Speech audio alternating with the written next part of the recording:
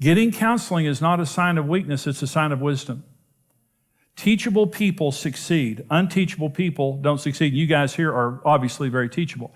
But the point being, Karen and I, we'll get help if we need it. We as a pastor, as a marriage guy, we've gone to get help.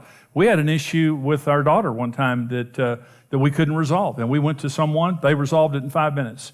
And it had been 5 years and we couldn't resolve it. And so if you need to go get help, go get help. But it's not okay to have these issues in your marriage that you can't agree on, that you don't agree on.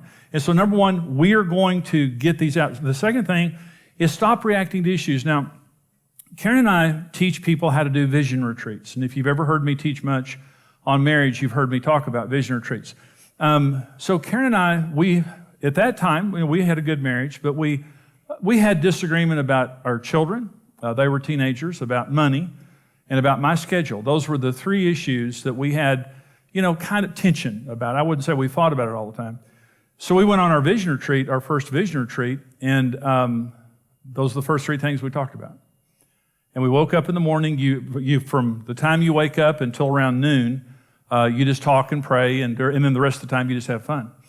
And you fight. When you go on a vision retreat, a lot of times you'll fight. And we have a rule about that, and that is all fighting stops at noon, come back to it the next morning.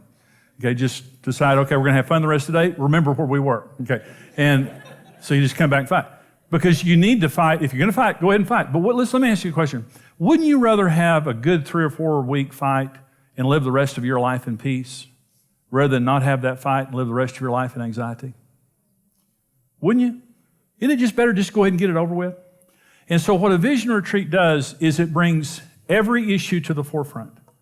And it doesn't ask the question, what do you want and what do I want? It asks the question, what does God want? See, when you have two individual stubborn people at a standoff, it's just a headbutting contest. But when two people surrender themselves to the lordship of Jesus Christ, everything is blessed. Everything is peaceful. That's where the peace comes from.